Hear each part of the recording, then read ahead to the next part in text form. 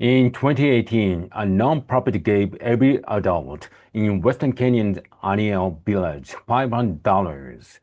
Most of their families have lived in extreme poverty for generations, and this sum was roughly equivalent to most recipients' annual salaries. Despite all this, the money came with no string attached outside the commitment to speak with researchers after 2 years.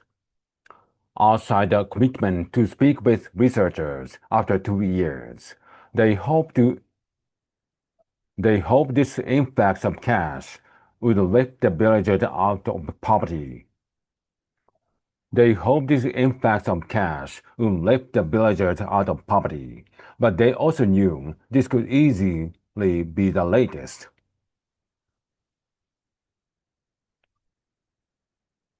In 2018, a non-profit gave every adult in Western Kenyan Aniel village $500. Most of their families have lived in extreme poverty for generations, and this sum was roughly equivalent to most recipients' annual salaries. Despite all this, the money came with no strings attached outside the commitment to speak with researchers after 2 years. They hope this influx of cash would lift the villagers out of poverty, but they also knew this could easily be the latest in a long line of failed philanthropic interventions. In the 1960s, charitable organizations began ramping up their philanthropic efforts, spending billions funding education, job training, agricultural development, infrastructure projects, and healthcare programs in an attempt to help poor countries. These programs hope to create a springboard of knowledge and capital that will foster financial independence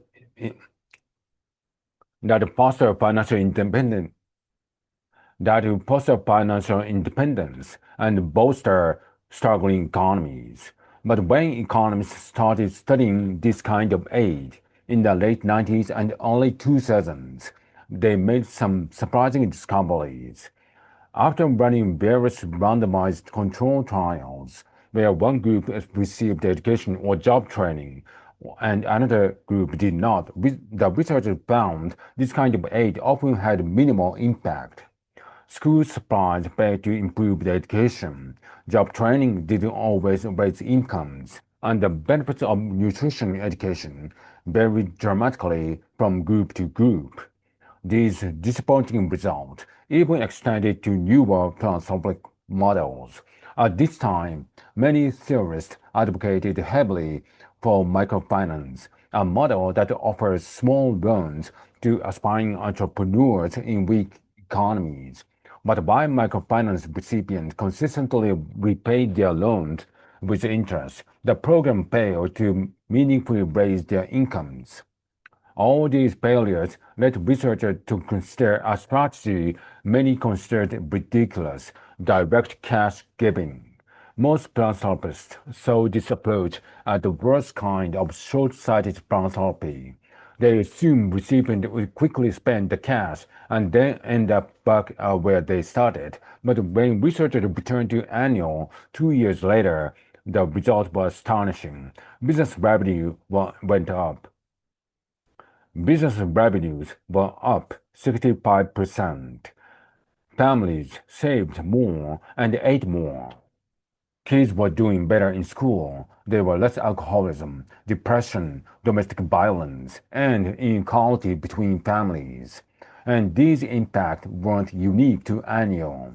Since this study, direct cash giving has become one of the most researched poverty interventions, and it's consistently shown impacts that often exceed traditional aid programs.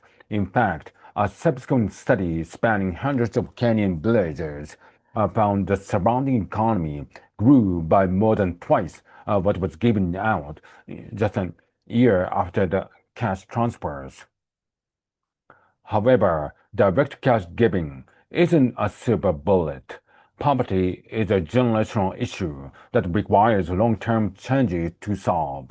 And since this intervention is relatively new, we still don't fully understand the effect of cash giving on extended timelines. For example, a Uganda study beginning in 2008 found that while a cash transfer improved some families' earnings over the first 4 years, the positive effect disappeared after the next 5 years. Then it returned again under the pressure of COVID-19 pandemic. Clearly, we still have a lot to learn about how cash giving unfolds over time. But regardless of what we learn in the future, the theory for why direct cash giving works can help change how we think about poverty today, where traditional aid programs assume that philanthropists have the best knowledge of communities' needs. Cash giving programs believe the people experiencing poverty best understand what they need to escape it. For example, perhaps for one person, repairing their home is more important to long-term success than starting a new business, and for another, ensuring their child can finish school might allow them to bring in more money in the future. Fortunately, we can afford this kind of help. Today, wealthy countries spend $200 billion a year in international aid, and philanthropists have $1.5 trillion more sitting in private foundations. We already have the means to eliminate extreme poverty, but doing so will require these institutions to trust the expertise of people actually living in these conditions.